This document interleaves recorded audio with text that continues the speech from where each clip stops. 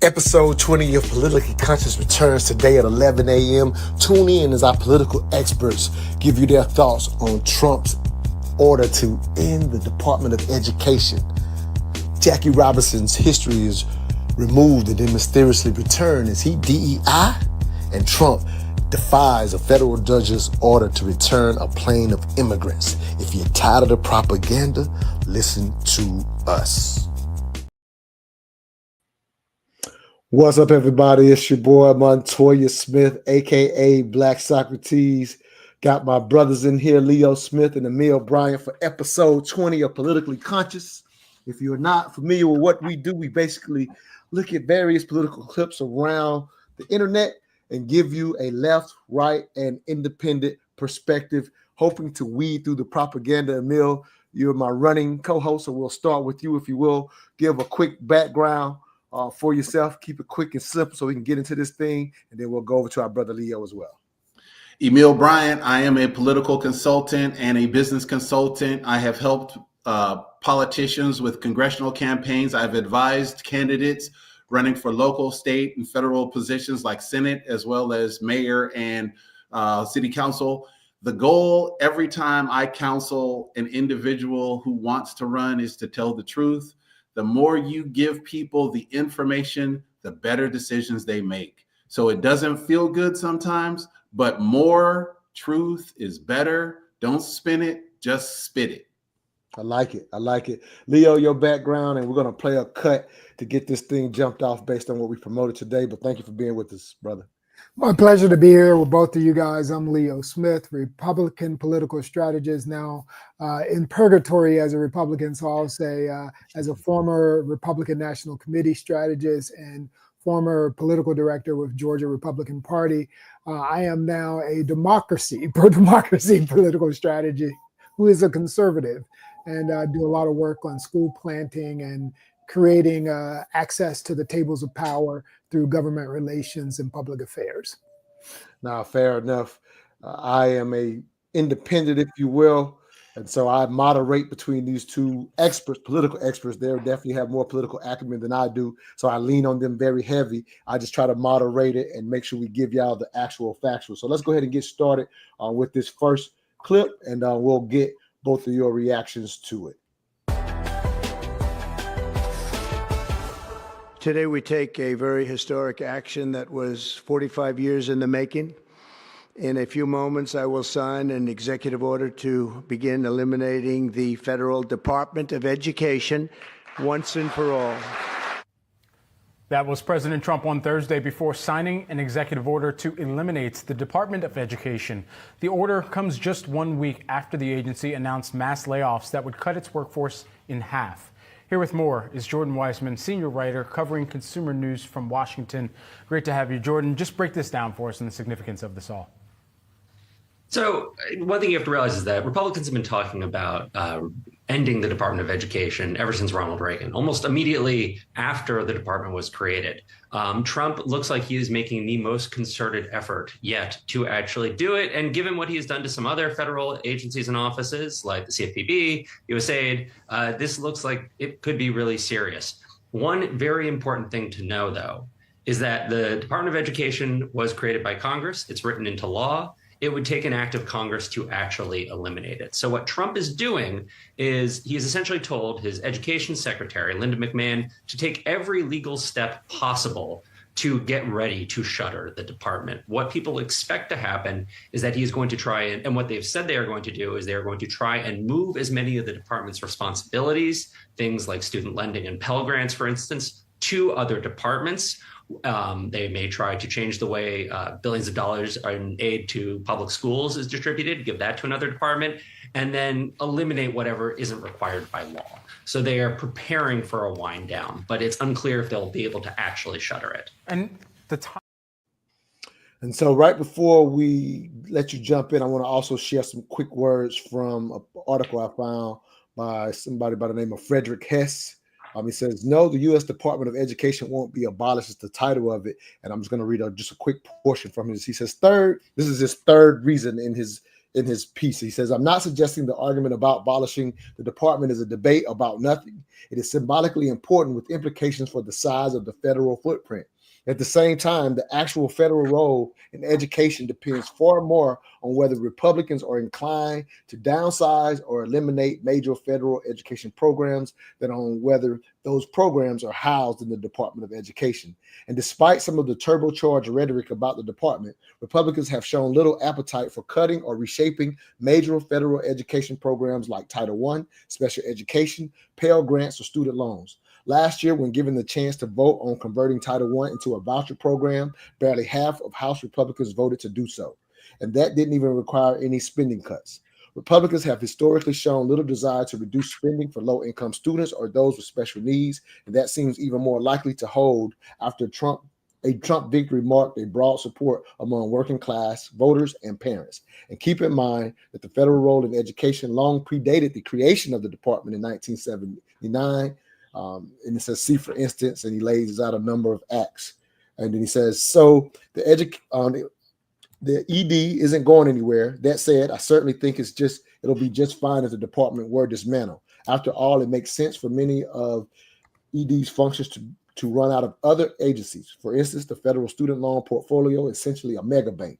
It'll make more sense to have it overseen by officials at Treasury who work closely with financial institutions and oversee federal revenue collection, and moving ED's Office for Civil Rights over to the Department of Justice could provide more in the way of appropriate supervision. So I give a lot of context that, in my opinion, kind of douses the fire that we hear with, oh, it's getting eliminated, or oh, it's not. And again, we want to weed through that propaganda. So, Emil, I said a lot. Just give me your 3 cents to that, and then we'll go to Leo as well. For sure. So the Department of Education started in 1979 by an act of Congress.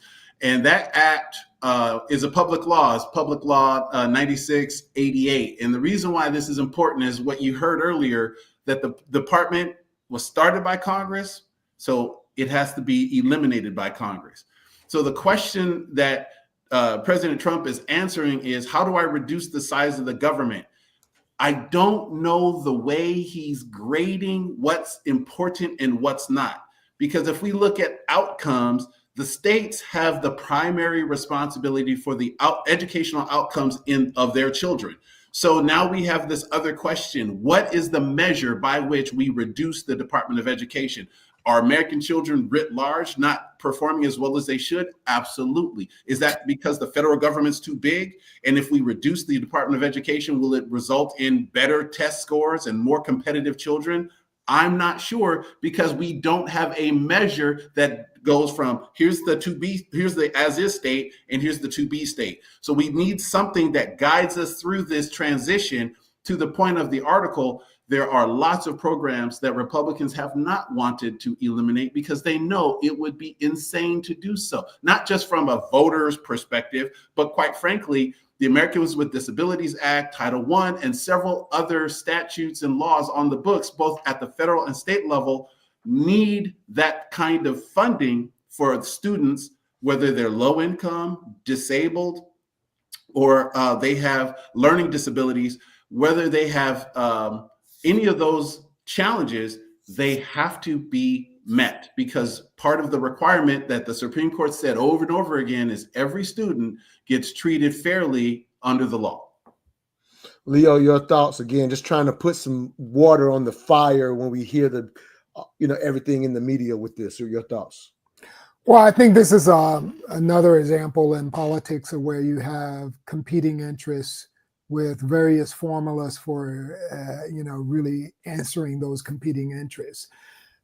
Education, to me, is the 21st century battle of civil rights. And as someone who has started several schools and sit on the boards of several schools, it's very, very important, especially for the marginalized and underserved.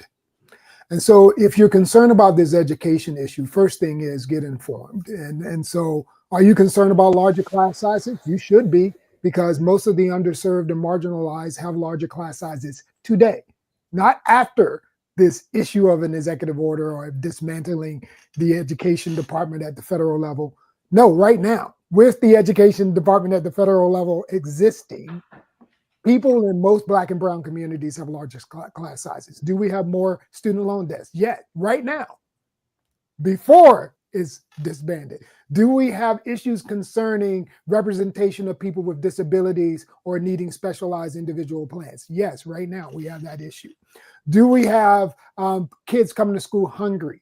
Yes, right now we have that issue. Do we have learning gaps between the Black and the brown and the white, majority white? Yes, tremendously. Okay. Do we have schools in Georgia, but to be more specific to Georgia itself, that have not graduated anybody in years? Yes. We have high schools that have not graduated people in Georgia. This is why Governor Deal years ago, suggested a school takeover. Some of people who follow politics will recognize that. This is why we have a private school voucher program trying to address the opportunity for choice for people who are suffering through schools that they know their children are not getting the proper education. All of this exists before Trump's executive orders and this play on dismantling federal education. So yes, there is a concern that the status quo is not doing us any good. There is a concern that if we continue down the path of saying the status quo is good enough, we're really going to have a major failure for Black and brown and other people as well. So these are the questions we have to ask. Are the conditions that required in 1979 by Jimmy Carter, a Georgia president, the creation of the Department of Education, mostly because of issues like Brown versus Board of Education, mostly because of discrimination and the federal department being needed in order to enforce school desegregation. Those are the reasons why the Department of Education were created. Are those conditions such today that we still need that? Because most Black and brown students are going to predominantly Black and brown schools, even with 100%. those laws. So what change might happen, we have to ask, if we get rid of the federal, at least a lot of the bureaucracy at the federal level? Well, one thing is more local responsibility, more Black and brown teachers and professors and academics and intellectuals being more responsible for their own children. Could that be positive or negative? Miseducation of the Negro by the Negro? Or do we want it by the federal government? Let me add this real quick. Love the thoughts. Again, I think this is just this is the best conversation I've heard on it versus what I've seen in the news. Again, this is why we're here, right? And so one of my friends had this concern. I'm going to read his post, very short, and I hope y'all can make sense of it because I thought this was a fair concern because he's been in education on boards and things of that nature, ran for office or to be on a board. He's no longer doing it. So one of his concerns, he just kind of shared this, and I'll just let either one of y'all jump in on it.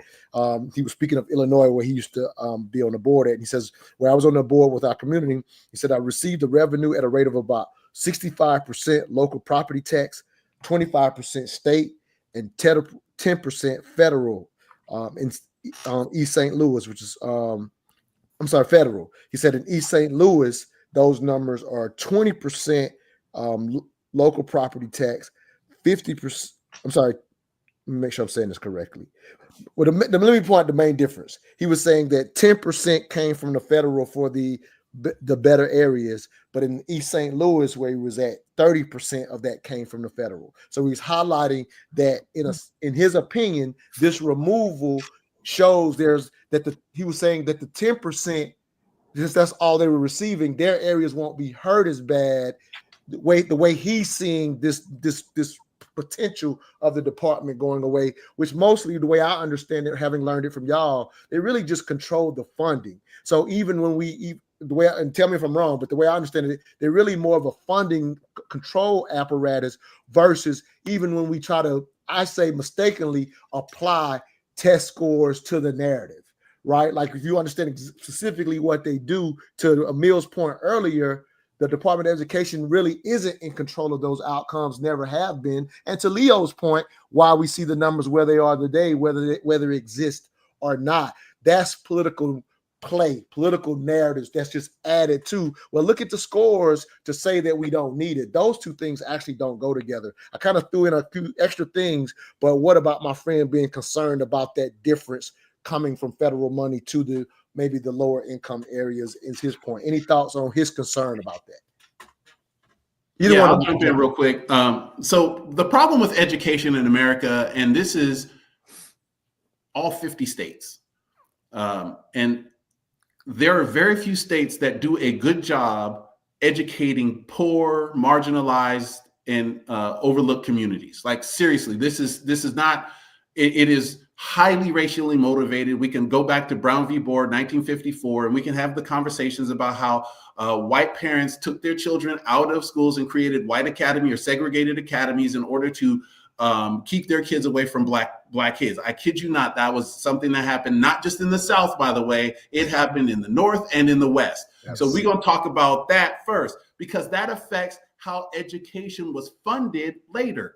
Because education funding in most states, not all, but in most states, is primarily driven by real estate taxes, right? Property taxes. So if you have an area where property taxes are, where property values are low and people have a low income base, then those schools in those neighborhoods, by the way, let's go back just a little bit, those same neighborhoods were affected by redlining.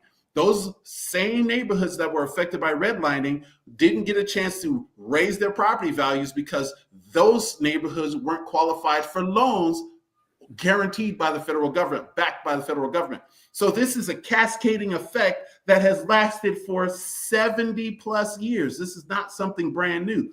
So when we talk about the Department of Education going away, the funding that the department gives to local school districts is significant. Is that funding going away? We haven't heard because we don't know what the plan is. President Trump said within the boundaries of the law, which means that funding, which was allocated by Congress, needs to continue. But when you talk about East St. Louis versus the affluent part of St. Louis, the proportion of federal dollars that East St. Louis gets, that proportion is because of all of the historical factors I just mentioned. So when you take away the Department of Education, and oh, by the way, the Department of Education is assessing, are these dollars doing their job? And there's multiple ways they can assess if those dollars are doing their jobs. So we don't know if we're going to maintain the assessment of those dollars once the Department of Education goes away. So it's a lot of different factors to talk about when you say the proportion. Let me jump in if you don't mind. Local sources. Yep, sorry to cut you off. I didn't want to highlight what you just said. You just got the real. We don't know. So whatever you're hearing, either left or right now, we don't know if that funding is going to be different. Again, because my friend is on the board, I absolutely understand his concern. It's a fair concern. So we're not telling anyone that it's not a fair concern, but right now, don't let the Department of Education going away to mean one thing or the other when that is just not the facts. And that's something that I thought that was very necessary. And then if I could personally challenge, which I kind of heard Leo doing this at the end of his conversation, if I could personally challenge all of you that are listening, again, the Department of Education, whether it exists or not, it can't measure or it can't by itself, or that we've shown throwing money alone in education does not ensure increased outcomes that we want. Like that is a history that's been well documented. So I highlighted to say for anybody listening, if you want to prepare your child, whether they go to public education or have an opportunity to get a voucher, which I know Leo, leans towards. I'm not one way or the other. I'm just saying whichever methodology is out there, here's the thing that will help guarantee your child's success, whether public school, private school, or whatever the case. Make sure they are on reading level at kindergarten. By kindergarten, how do you make sure they're on reading level? Read to them often. I would offer daily while they're babies, but read to them often. I'm going to explain this and we'll move on to another cut, but it's just something that I want to highlight. And this, which is Leo's kind of point, whether it's there or not, is it going to be left to us? Well, in being left to us, what happens is, here's something that most people don't understand about public education, being one of the first countries to even offer required public education for all of his children. This is new to the world. It was left to you. Little local areas would have their schools, but there was no requirement until, in a sense, our country led the way in having public education for all students. You know, you can talk to your great grandparents. Some of them never went to school. Like, that's real history, right? So I'm highlighting with that what people never understood about public education. It's not really equipped to bring you ahead if you don't come prepared, especially when you start highlighting that you're going to educate a class full of students. So ideally, if you're on point, the teacher is supposed to teach you because you already understand the words and the vocabulary. That lack of vocabulary, public education will not catch you up. It's not prepared to. Go ahead, Leo. I'm sorry. I want to bring home some of the things that you're saying. I want people to really understand this, okay? And I want to end by saying how much self-ability that you have, the ability to actually impact this yourself. The average cost per student to educate a student in Georgia is $11,000 across the state. Wealthy districts, not so wealthy, rural, urban, average. The cost in the city of Atlanta for APS is over $22,000 a student. Now, when my kids went to preschool and early elementary school, I paid $11,000 a year for them to go to private school. Get this, what I'm saying. I want to repeat this. In the city of Atlanta, only 30% of the students are at reading level, APS. So I sent my kids to a private school in Buckhead for $11,000 a year. In other words, I paid $11,000 a year, but citizen taxpayers are paying $22,000 a year for a school system that only has 30% of their students at reading level. So is it a funding issue? Are Black people that much harder to educate? Well, I haven't found it to be so because my kids are Black. And one of them's at USC. She turned down Duke. She turned down Princeton. She turned down Penn. The other one's being recruited by Harvard. And these are Black kids, my kids. Okay. I have other kids who are Black and brown at Atlanta Classical Academy who are at Harvard, who came from Bankhead and ended up at Harvard. Okay. I got the receipts. We got to start asking the question, are we really not giving them enough money, or are we not holding the same conditions and standards in a way that can create the results that we need? And I don't want to leave out vocational education as an option too. Okay? No, absolutely. And I just want to lean heavy, have them at reading level, and the public school system is prepared to have your child okay. When they're behind, the public school will never catch you up. That's something it's a mistake that we just assume as a country. We assume that the public education system is designed to catch you up. It can't. Montoya, let me bring it to the law again. The state of Georgia law is not to give your child a great education. It's not even to give your child a good education. The law reads commensurate. Now, what is commensurate? It means lowest common denominator. It means they need to go to school. Whether they're learning or not is not a legal requirement. So there's two ways that people educate people: to follow rules and become workers in the assembly line, in the field, ditch digging, whatever, or to be producers and leaders and create and innovate. Those are two paths. Now, the other path is to be able and competent at creating resources and engaging in commerce. There should be three paths, right? Now, one of them you never want to be in, where you're just told to be a robot, right? The other one is about self-efficacy. And you want self-efficacy, whether it's by being a thought leader and an academic, a lawyer, doctor, whatever, or by being a plumber, a welder, You're creating, through efficacy, you're creating your own life. We have to decide to get serious about creating those paths. And one thing that you have to ask yourself, and I get this all the time, how did your children do this? Like, hey, folks, I stopped playing golf. I decided not to take certain jobs. We're going to have personal choices as Black and brown people who are trying to break the chains of the past. We're going to have to make personal choices to sacrifice, sometimes even career. And a lot of people I know go, I don't understand why your children, that's because you got money and you're doing that. I said, no, I decided not to take the $300,000 a year job. so I could be at home with my children. I read to my children when they were still in the womb. I had books open reading on top of my ex-wife's belly. I was doing that. I read to my kids every night, and she did too. And then I said, you know what? You can, if you want to, you stay home and educate our children before they got to the private school. Leo, I got to put a stamp on it. This is something that isn't conservative. It isn't liberal. It isn't progressive. It's for us. And I'm going to speak to us right now. We're responsible for our children's success. My father's wife, my stepmother, was a principal of an inner city school in Portland, Oregon. She ended up winning the Milken Award because she was an award-winning principal. She had figured out the #1 way to improve student success: parental involvement.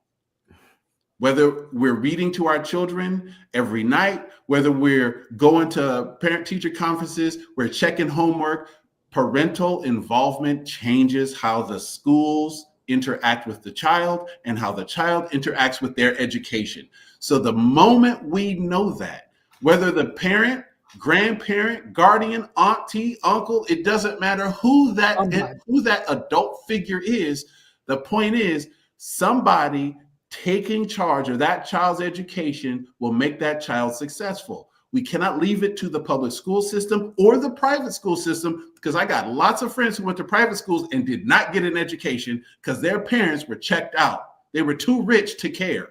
So we can't just say it's private school or public school. It is parental involvement. And the point that we should be making to all our people is, if you don't have time to get involved with your child's life, find somebody who loves them enough to do it. Because if you got to work 12 hours a day or you got to work 2 jobs, I'm not going to say don't. What I'm going to say is figure out who can love and support your child when they need that love and support to get that education. Because I recognize that a lot of us are single, a lot of us are struggling, a lot of us are going through it. I'm not going to say don't go through it. I'm going to say figure it out, because the village is going to have to pick up the slack, because public education, private education ain't going to do it.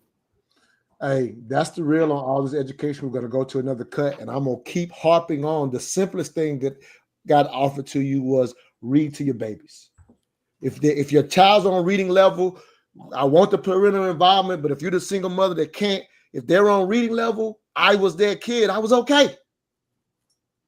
Just be on reading level. That's parental involvement. That my mom read to me like crazy. She worked second shift, came to 1 game a year.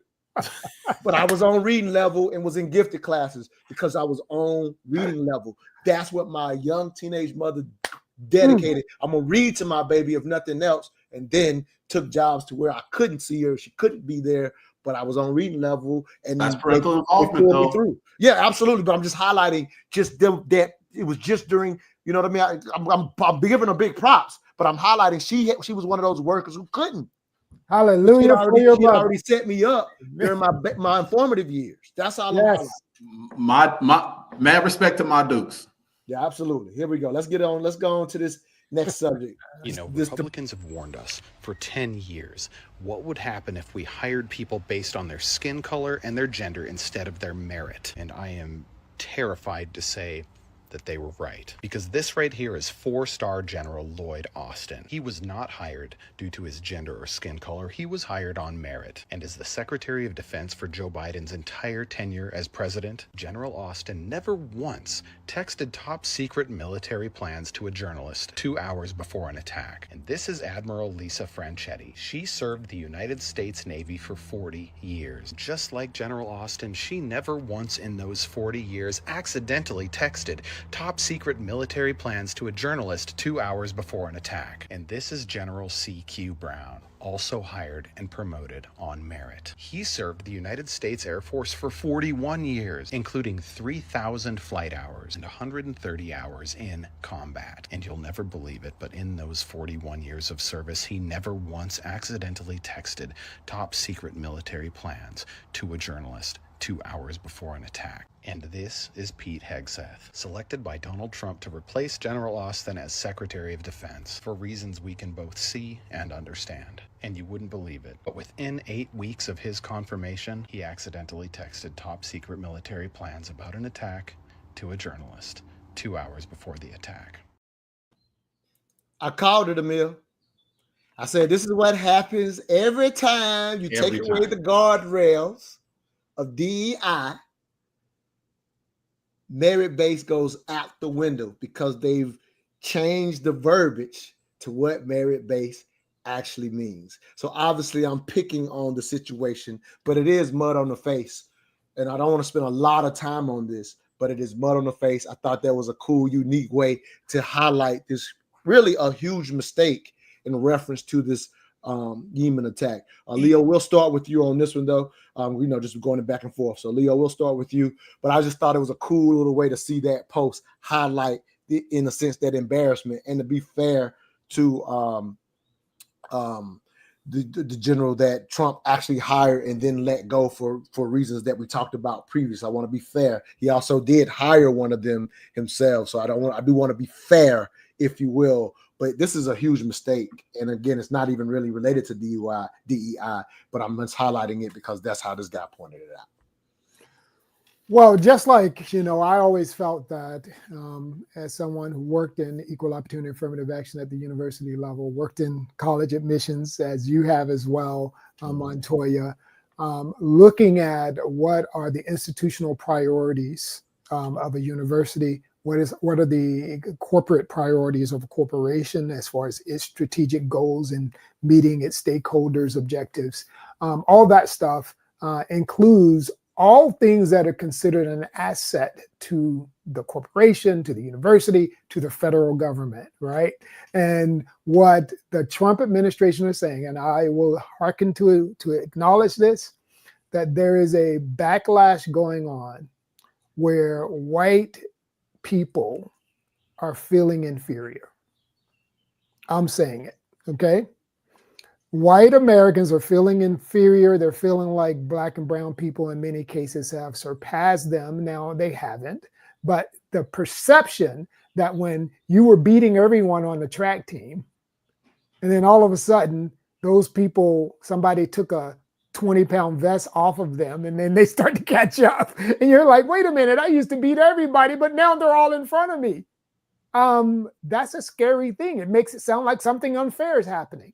But to my white brothers and sisters who are conservatives, who are following some of this MAGA messaging movement, like I'm here for you, I am your revenge, I am your retaliation. Because if you feel like that you have, through all your efforts, performed in a meritorious way, and through your grit, you have done everything you should have done, but yet these black and brown people are getting ahead of you, I want to ask you to go back to school, sharpen your sword, get a little better, because this is not true. Someone's manipulating you into thinking that everybody else is getting more protein powder than you and therefore beating you in the game. And this is not happening. That protein powder is available for you, but don't let them tell you that getting an education, understanding history, and all that kind of stuff is not good. Don't let them tell you that going to Columbia and Harvard is bad. That's what they're telling you. And what they're telling you, my white brother and sister who is conservative, they're telling you to be dumber than the black and brown. Because the black and brown are not going to say history doesn't matter. The black and brown are not going to say going to Harvard or Columbia doesn't matter. It does. And we know that. And so you've got these white elites telling you, be afraid of education and be afraid of anybody else who might be able to compete with you. This is a recipe for the fall of Rome. Is that what you want? Absolutely. Emil, your thoughts specifically to just this mistake. It's a huge mistake. Let's call it what it is. I don't want to beat it like a dead horse. We were obviously watching the propaganda say, oh, this is not a big deal if you're for the administration. And then, of course, everybody is against the administration like, oh, this is a huge deal. It is a huge deal. Let's just call it what it is. But I don't want to beat it as a dead horse. Your thoughts specifically to that mistake being made. And it's clearly a mistake. And it's not Hegseth himself didn't necessarily do it, but the heaviest the head that wears the crown. So in a sense, he has to take some responsibility for that. A person named Mike Waltz on the Signal thread invited this Atlantic editor to the thread. We don't know how he got his number. We don't know why his number was put in that system. But once it was invited and he accepted, because he ain't stupid, he's a journalist, he was able to ride the rails of a Signal discussion. Signal is an open source application you can put on any iPhone or Android phone. Open source, let me repeat that. That doesn't mean it's unsecure for you and me. It means that the code it's derived from can be used by anyone, including people who would like to figure out its vulnerabilities and exploit it. Meaning, we have a scenario where they're using commercially available open source software to tell words about secrets about the United States. The United States government has at its disposal dozens of ways to communicate in secure means. Face-to-face, you can go inside a secure compartmented information facility. If you want to talk online, we have what we call high side phones. That's secret telephones that are encrypted and they're not on the general network. Oh, by the way, there's something called Salt Typhoon, which meant that all of the commercial networks in America, Verizon, AT&T, and T-Mobile, were compromised by Chinese hackers. So you're using an open source software on a commercial network. Wow. Yeah, I understand. Yeah, you're bringing it home, brother. You're bringing it home. Let me ask this, and we'll move on, because again, it's a huge mistake. My guess is, I think if I'm fair, I can't imagine that it would happen again. Like, I can't imagine that anything like this would remotely happen again. So for as dangerous as the moment was, I don't think we should be alarmed to think that this is going to continue to happen. I mean, I would be blown away if it absolutely happened again. And I would expect hands to roll. I would expect hands to roll if it were to happen again. Go ahead, Emil. I'm going back in time, though, because the nature of this conversation was casual enough that they've been doing this for some time, for at least 8 weeks. Yeah. Right? So we don't know what else they may have let out of the gate. And this is the problem with the kind of thinking. This is amateurs, all right? And I will not beat that horse too much, but this is amateur hour. People who understand, I'm going to bring home Leo's point real quick. People who understand their profession don't do this. People who understand and have been graduated through and indoctrinated in certain things, they understand you don't do this. But if you're an amateur, if you don't have that indoctrination, if you don't have those years of experience, if you come at this like an apprentice would, perhaps you make these mistakes. DEI was out of control. That's why I stopped doing diversity consulting, because I saw some stuff that just didn't make any sense. It was not restorative justice oriented. It was not targeted on the problem that, for instance, why DEI and affirmative action things were created in the first place. And there were some excesses, okay? The reverse of DEI is Pete Hegseth. So he is a reverse. He is not qualified for the job. I'm not comfortable with him and where he is. And I'm a conservative, who believes in letting meritocracy rise. That guy is not the best candidate, but he's the best candidate for this political messaging that we should have people who are opposite of DEI, who hate DEI, put them in roles so that, Excellent. Yeah, let me go ahead and go to this next cut. We'll kind of continue this conversation.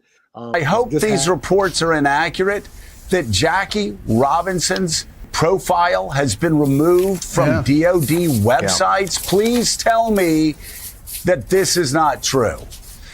Sadly, it is, Joe. A page dedicated to Hall of Famer Jackie Robinson's military history has been removed from the Department of Defense's website. A previously existing article about Robinson's time in the Army during World War II now shows one of those page not found errors. And the new webpage URL includes DEI before the story's headline, indicating it might have been taken down as part of the Trump administration's efforts to eliminate federal DEI programs.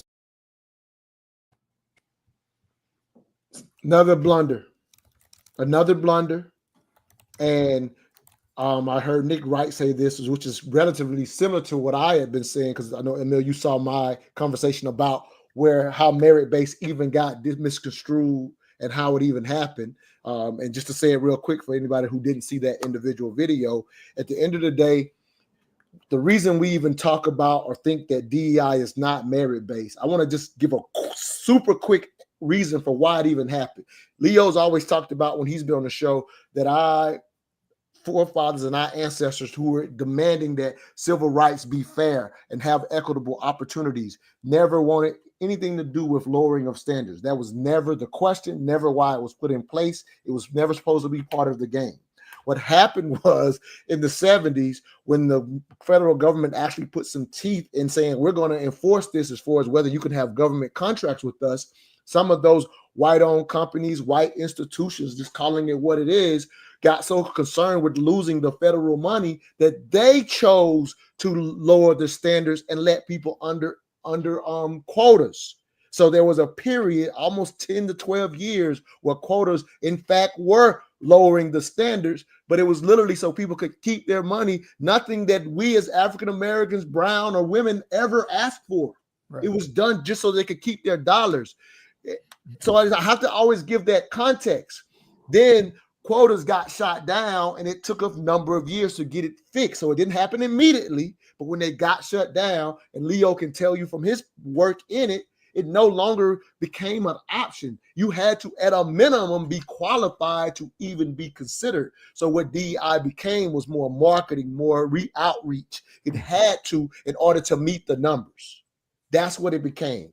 And so I was going to play another cut. I'm not going to play another cut talking about DEI. I'm going to tell you about something that happened personally. Emil, you know I connect people in the community club all the time. I've connected you with people. You've gotten a government contract because of those connections, right? So I had I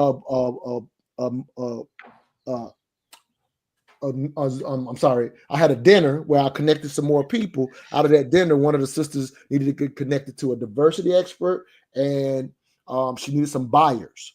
Well, the buyer that I connected her to highlighted that he had another business that he was doing with a friend, and because of DEI, is actually just a guardrail. It's not a requirement to hire under merit. That's not what DEI is, despite the narrative.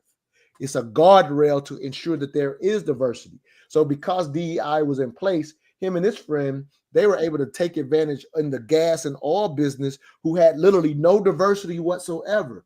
But because of the DEI requirements, those companies were starting to say, we're looking for African Americans, women to do business with. They literally had there's no diversity. It's a complete good old boy network, always has been.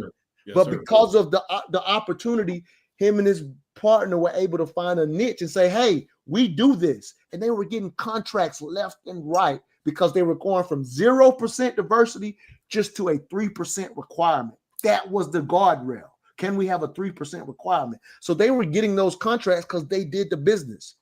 This administration comes in, contracts are done.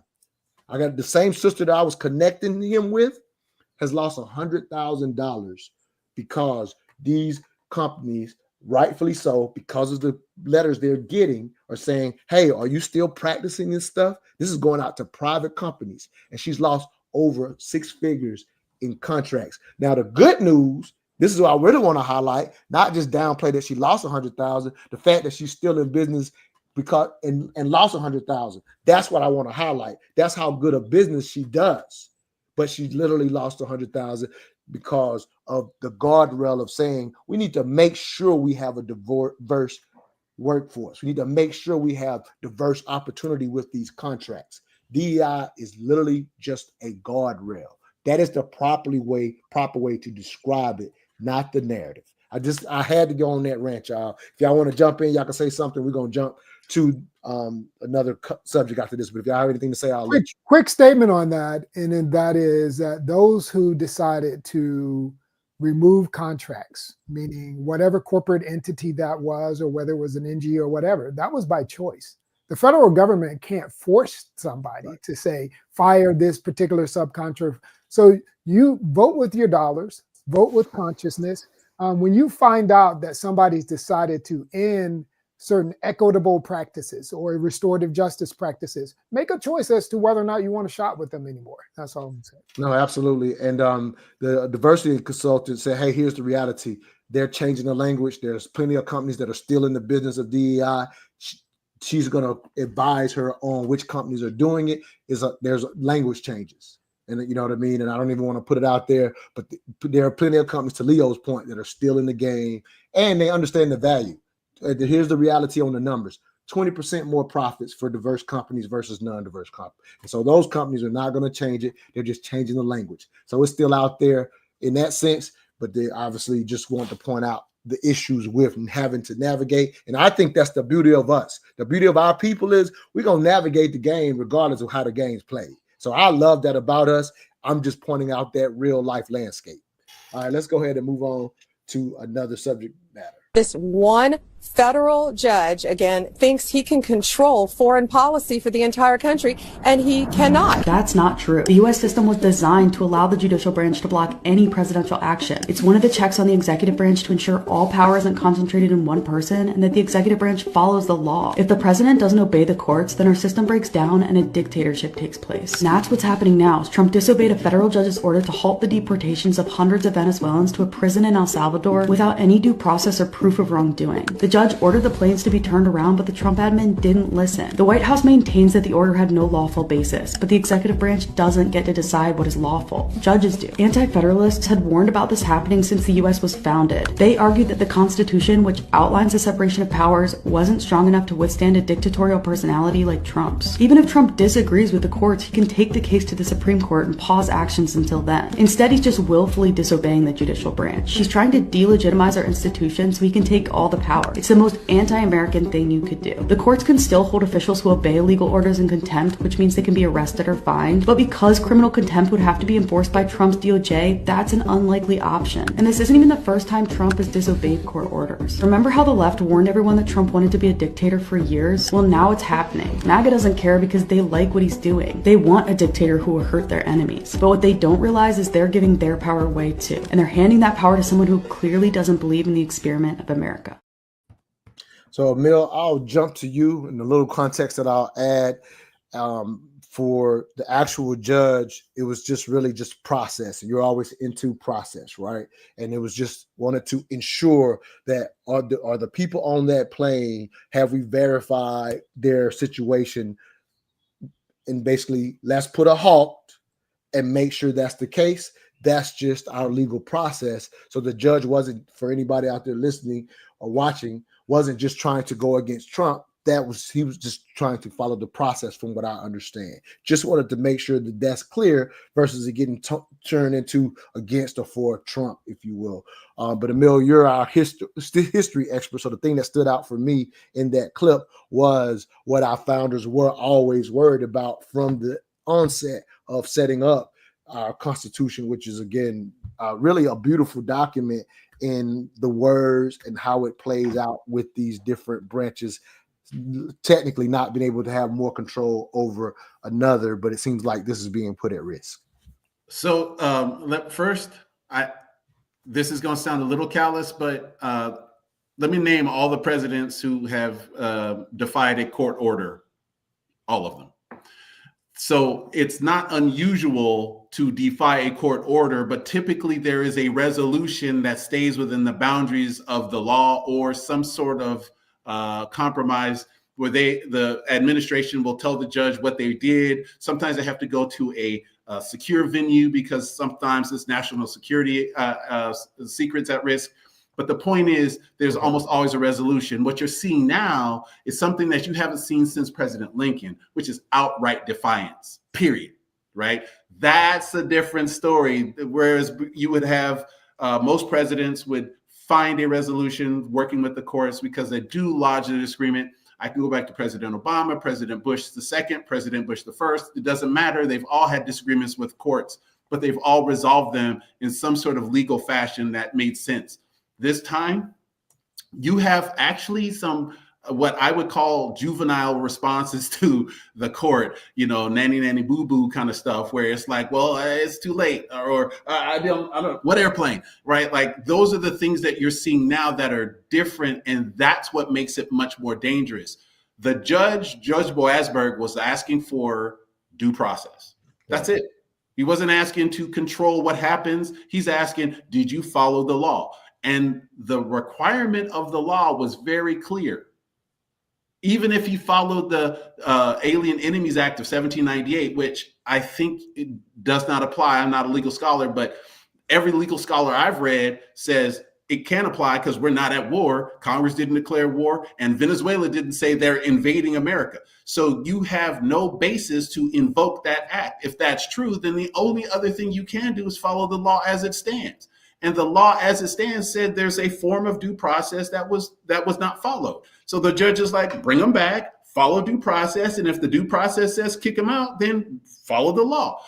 We need to know for sure that those men who were taken out of the country were actually men who should be out of the country. And without due process, we don't know. And I always say, as African Americans, just because of the history, it's not about whether I'm for immigrants or not. I just know when due process is overridden, it hasn't always been good for us historically in time. So that's always my concern. And it's not being for, some legal alien being here that's murderous. You know what I mean? Like some people put it in the context, oh, you're more for immigrants than you are for black people. I'm like, let's get away from the rhetoric. And it's just, that's the history that concerns me. Leo, your thoughts on that situation? I mean, let's not forget the prefacing of this entire action by Donald Trump. It is true that gang members were coming into America and causing all kinds of havoc without anybody, the Biden administration, et cetera.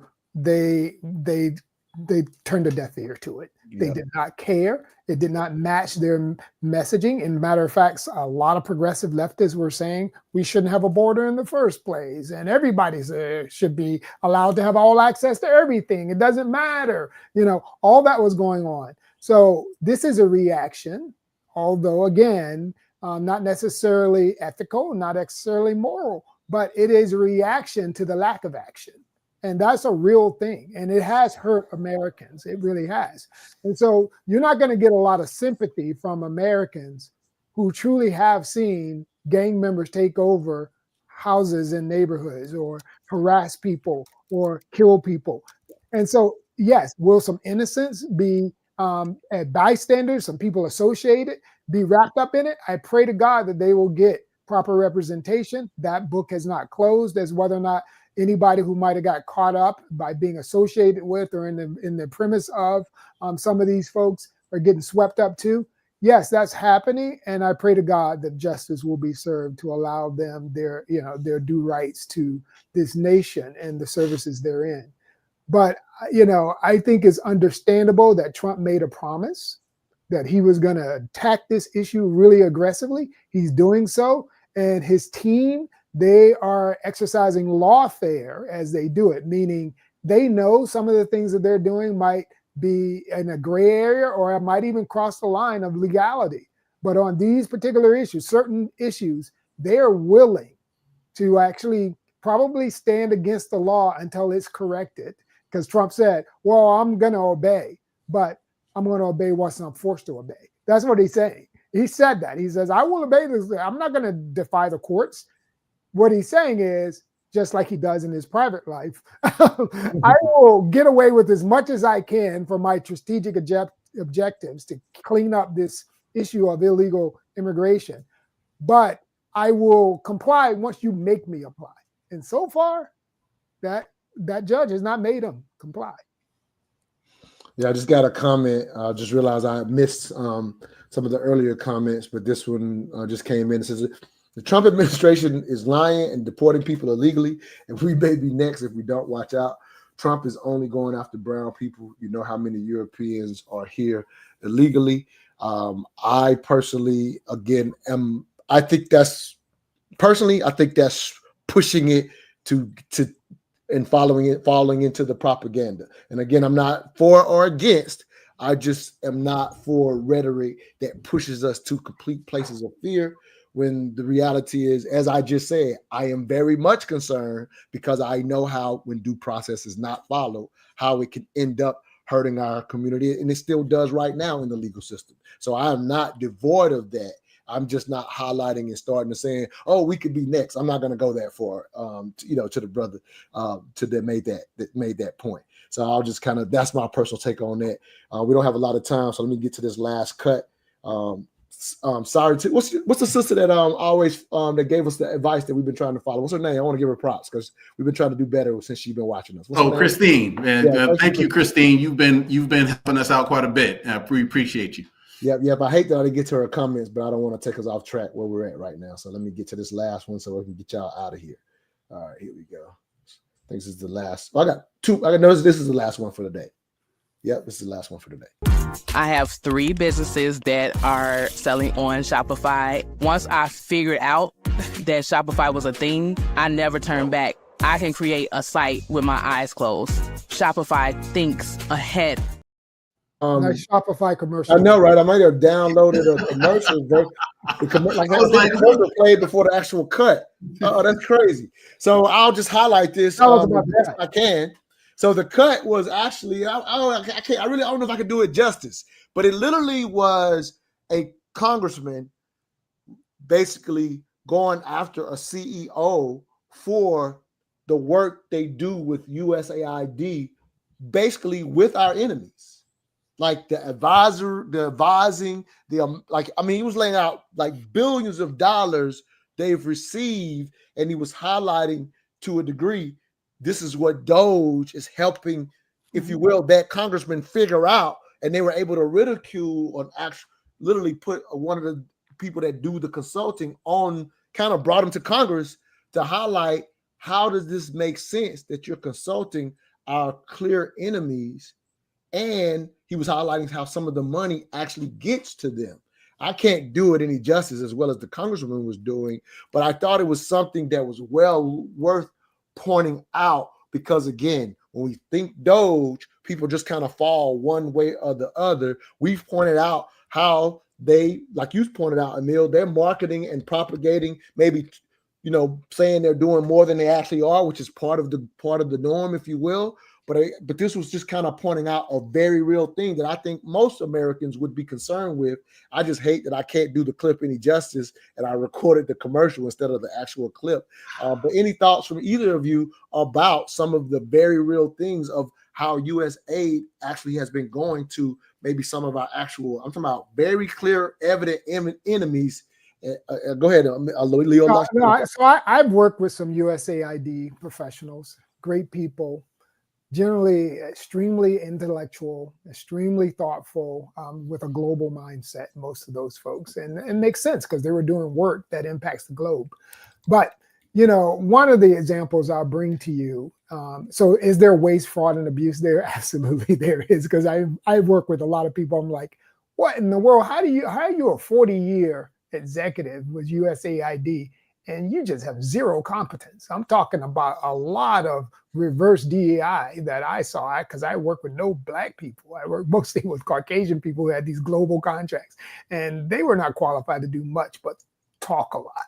And I have to say that was my experience with some USAID people, but I also have experiences where USAID people took aid and put it in places where it allowed America to develop relationships with the people that was positive, allowed us to develop partnerships and engage with people on pro-democracy ideas and pro-justice ideas and that sort of thing. An example that you're talking about, Montoya, is like, for instance, Voice of America, an NGO funded by the federal government, was recently in the news for having the police coming and help Doge remove all their executives out of their Washington, D.C. office. It was a terrible scene. But the fact is that it is true. And even journalists are admitting that the media agenda that was supposed to be pro-America, even pro-America propaganda, that there were many journalists and media experts working for Voice of America who were actually anti-American, and they were producing content actually contrary to the goals that the Voice of America USAID type operation to develop relationships with people that are positive about America. They're actually teaching some people in some cases to have disdain for America. So these things we do have to ask, are we still achieving the objectives that we originally intended? I don't care whether it's voting rights or anything else. America is in a a place where we're now shaken up and we have to reevaluate everything. And we, those of us who believe in justice and restorative justice, we better be ready to redefine things, to re-argue things, because that's what we are, including how we aid people globally, including how we do voting rights, all kinds of stuff. 1965 Voting Rights Act now being discussed today. So I'm just saying, throwing that in there. Reevaluate, re-argue for everything, turn your brains on, and don't let your brains fall out. That's what Politically Conscious is here for. Emil, your thoughts? Yeah, so people don't want to talk about it, so I'm going to talk about it. You got to go back a few years, but during the Cold War, the USAID was working with very handsomely CIA. So do not think that the USAID mission was not somehow a direct arm of the United States goal of influencing people around the world toward what we say we want. It may not always look like what you think it does, but it does have some legs within the government that makes sense. The problem is we don't have transparency. We didn't have transparency through USAID. We didn't have a lot of transparency through Voice of America, but for what they published. And so you see some of this lack of transparency come into pass. Here's what I mean. Very simply, if one arm of the government is trying to do something that another arm of the government should not know, you will have opacity between them. That opacity creates confusion, and confusion creates an opportunity for someone to tell a story that may not be true. When that story becomes the story, then you can have things like people walking into the United States Institute of Peace with armed officers to kick them out when they may have been doing exactly what they were told to do by one side of the government that doesn't necessarily communicate to another side of the government. These are not necessarily unrelated incidents, but the federal government has not spoken with one accord to our friends nor our enemies. And so what you have is different parts of the government operating on different agendas on behalf of the same nation, which makes things very confusing. Perhaps it will continue because just because we have a new guy who's shaking everything up doesn't mean we're not going to have the same problems in a new shirt. But it does mean that perhaps, to Leo's point, we need to start asking a whole lot more questions. And we need to start thinking a lot more critically. We got to start asking whether or not we are part of the solution or the problem we're seeing around the world. Mental dialogue. Absolutely. All I ask is that you think. So thank you for that pub, if you will. Leo, thank both of you guys for a great conversation. I won't keep y'all today. Great conversation once again. Politically Conscious. If you're tired of the propaganda, listen to us. Leo, if there's anything, I don't know if you're in a situation where you want to publicize anything, but take this opportunity since we had you on the show today to publicize anything. Emil, same thing for you, and we'll close out the show. Stay in the back after I close the show out. No, I just want to say real quick, if you want to get involved in education, if you're an advocate and you have a lot of experience with education, if you want to start a public charter school and you need some advice on how to do that related to these education issues, the issues from federal government are going to come home. So if you'd like to be involved in education, I can connect you or I can advise you if you have the background and the skill set to do that work. I'd be happy to have you reach out to me on Leo Smith Politics on Instagram. Absolutely. But speaking, I'm just call this out. I hope you and Ayenda, the sister you met, I hope y'all been able to connect when you met her at the live experience, because she has her school and I remember her saying she wanted to talk to you. So I hope y'all been able to connect. Emil, any public stuff for you? Yeah, you can find me at www.brazencreativity.com. My job is to tell the truth. I do that as a business consultant as well as a political consultant. My job here on Mental Dialogues, Politically Conscious, is to cut through the propaganda. So go to the Customs and Border Patrol website and get the stats on alien criminals. Get the stats from the sources, and for yourself, every time you read a story out there from AP, from CNN, from Fox, it ain't the truth until you verify it. So get the source data first. That's why we're here. I love it. Subscribe to the page, share the Politically Conscious show. It's on the Mental Dialogue YouTube page. So make sure y'all are subscribing to the page. See y'all next week when we pop up on y'all again with this non-propaganda, political conscious approach. See y'all next week.